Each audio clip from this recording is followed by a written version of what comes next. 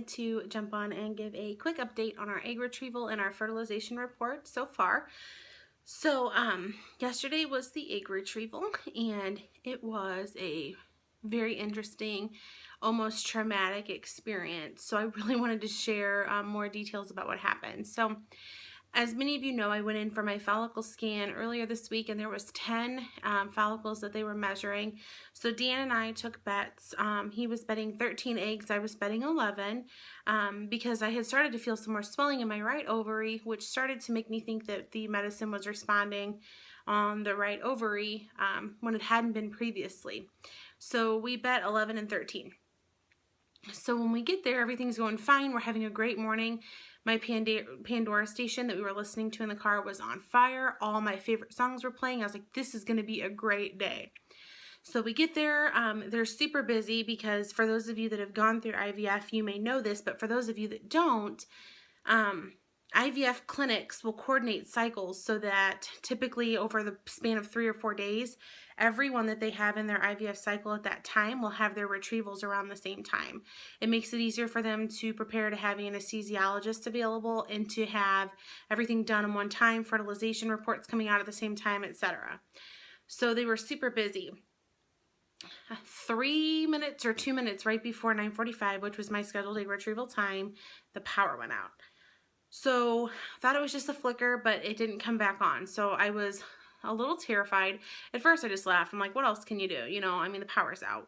But then I started to get worried as it progressed to almost 30 minutes later. The power still wasn't back on because for those of you, again, that have done IVF, you know this, but for those that haven't, the trigger shot is time sensitive and it will make your body ovulate if you don't get your retrievals done in time. So I did a 36-hour trigger shot with Lupron and HCG trigger, and we were almost at that 36 mark. So I was starting to get a little bit worried. They took me back then about 10:15 to a little room in the hallway to get changed, and they had the curtain drawn because I had to, change from everything from the waist down and put on a gown and everything. And I was sitting there with Dan, and I could hear them talking about their generator not working correctly because places like that have to have backup generators to cover the cryopreservation, but also to continue to keep their labs running.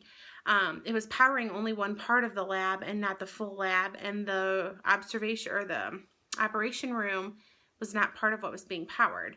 Amron had no idea what had happened at this time, had no estimated time of getting it fixed.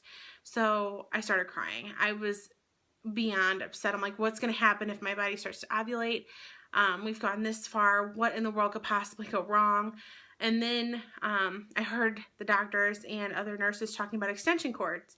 And I was like, you've got to be fucking kidding me. So the room that had the power was across the hall from the other room. So what I estimated was going to happen, and I was right, was they were going to run extension cords from one room to the other. So many of you, I'm sure, would have thought the same thing, but what went through my head was, okay, so what happens when somebody trips on that extension cord? So I'm under anesthesia.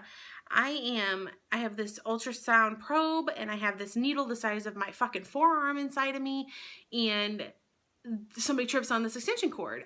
I mean, are you kidding me? No, I'm not doing this with an extension cord. Dr. A came in, and he was like, calm down. We've done this before. Although this is a very rare scenario, we're going to make sure you get taken care of. My labs have power. They've got somebody here now trying to get the generator running correctly, so don't stress. We will get this taken care of. And I'm like, how? Of course you can say that. Like, this isn't you that has to go through this. And I was totally lost. I was crying. I just couldn't stand it. So then the anesthesiologist came in and talked to me and was like, come on over with me.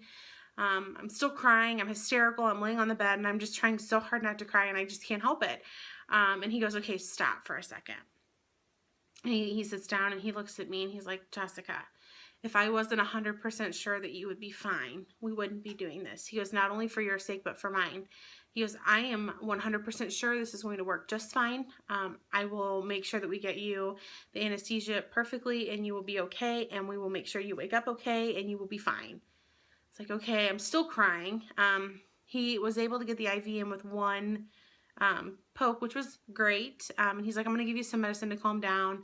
And I said, okay. Well, then about 2 minutes later, nothing was doing. I'm like, it's not working. You need to give me more medicine. And he goes, here's what I want you to do. I want you to count to 5 and think of a happy place. And I said, okay. And so I did, and I was out. So I wake up, power is still out. I am really groggy and I'm not even fully awake. And I have two doctors standing over me. Do you have a history of high blood pressure? I'm like, no, why? And my blood pressure was 180 over 140. My blood pressure had skyrocketed while I was under anesthesia. It was down to 140 over 118 by the time I left, which was still high, but I was still really groggy. I've had some history with like high blood pressure, like when I first walk into the office and then it goes away. They say I have white lab coat syndrome with that. So I was really nervous about that. And it, made my husband nervous. He said he could tell I was awake because I was already rambling on about how I had just gone to a cardiologist and And I had to, pretty much, because I was barely even awake and they're like swarming me. Are you have a high history of this or So then they roll me out into the room we were in before where Dan is at. And I was sitting there with him and I had him record a few things. He says I'm not going to like it because, obviously I'm high. But I will hopefully be able to insert these at the end of this video. I haven't watched them yet and they're on his phone, so I'll need him to get those to me first, which hopefully I can do today. But anyway, so I kept telling him, tell me, I want you to record while they tell me how many embryos there are. And or how many eggs there were. And he said, no, I really don't think we should record that. He had already known how many eggs that we had gotten. So I guess he knew how I was going to respond. My coordinator, Peggy, came in and Peggy said, we got 7 eggs. And I started crying again. I'm like, only 7? This isn't going to work. With my balanced translocation and my chromosome disorder, 7's not going to be enough to get a good one. There's just no way. And so I was just hysterically crying. And Peggy was like, well, we only expected to get 6 from the ultrasound we saw. So we were very happy to get 7. And we'll know more once we get more on your fertilization report. So literally right after this, power comes on. So I'm the only patient in the whole office, the only egg retrieval that's affected by the fact that there was no power. I don't know whether or not that's a good omen or a bad omen. My best friend seems to think that that's a good omen. It scared the ever-loving shit out of us. So I don't know if it's a good omen or a bad omen. Anyway, so then this morning, or yesterday, rewind. So my healing process, I'm really, really, really nervous about getting OHSS, which for those of you that have never done IVF is ovarian hyperstimulation syndrome, which can be very severe. And it happens typically right after you have your egg retrieval or within that week following. High protein diets are typically the way to avoid that. So for lunch yesterday, I had a fish fillet from McDonald's and some fries, which are supposed to be good just because you need the sodium replaced back into your body for the electrolytes. And I had 2 Powerades yesterday. But overall, I felt really good afterwards. I came home and slept for about 4 hours after the anesthesia, and then I was fine. I've had some soreness between then and yesterday. But other than that, the only real issue I had was I felt like the back of my throat was on fire for hours yesterday. I drank probably 3 Powerades, and I just couldn't get that sensation of feeling exceptionally dry and on fire out of the back of my throat. But it finally went away yesterday afternoon. So fast forward now to this morning. It is Saturday now, and today is technically day 1 of fertilization, and Peggy called me at 9 a.m. bright and early to give me the update. And I was really afraid that we were going to lose some of the maturity because only 7 eggs. I mean, for those of you that have been through this, typically you lose some to not being mature, then you lose some to not making it to day 5, then you lose some in the freeze. I mean, 7 just really wasn't a good number.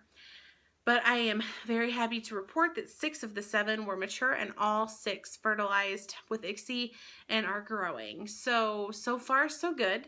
I will get another update from Peggy on Monday morning, which will be day 3. And I will get another update from Peggy on Wednesday or Thursday, which is day 5 and day 6, to determine how many have survived that long and then how many will make the freeze. So my previous concern that I had about having to pay more to the genetics company because of having more than 8 embryos has been null and void now. And I am hoping that we are able to get at least 2 good embryos without my translocation or that are balanced, so that we can move forward with a transfer at the end of March or beginning of April.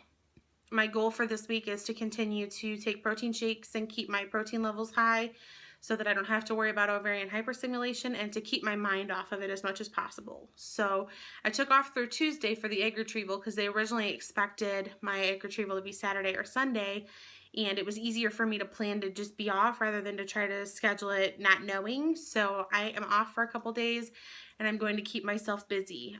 Today I'm going shopping with my mom this afternoon after I run some errands this morning. Tomorrow I am going out to my best friend's house to get these roots fixed. I mean, can you say that? That's got to go.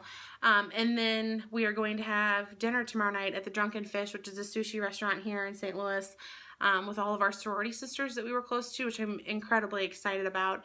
And then I don't have any plans for Monday, but I'm getting a massage Tuesday morning, and I think I'm going to go renew my driver's license. So I've got a few things to keep me busy, but I'm really hoping that we continue to hear some good news. So for those of you that pray, please continue to do so. For those of you that are just spiritual in whatever form you send your good juju, we'll take it. We're really hoping that this pans out and that in 9 months from now around Christmas, we get to bring home a little baby Bryant. So, yeah, that's it for now. I will hopefully be able to jump back on and give you guys a quick update on Monday with the 3-day fertilization report. If you want to keep up with some of the other minute details of our journey, follow me on Instagram. My Instagram handle is becomingmomjb_Jessica Ann, because I post daily on there about how everything's going. And then you can also follow me on Facebook at becomingmomjb as well, so that you can have the finer details of our process. So thanks so much for watching and for following us this far. Keep your fingers crossed, and I'll update you soon.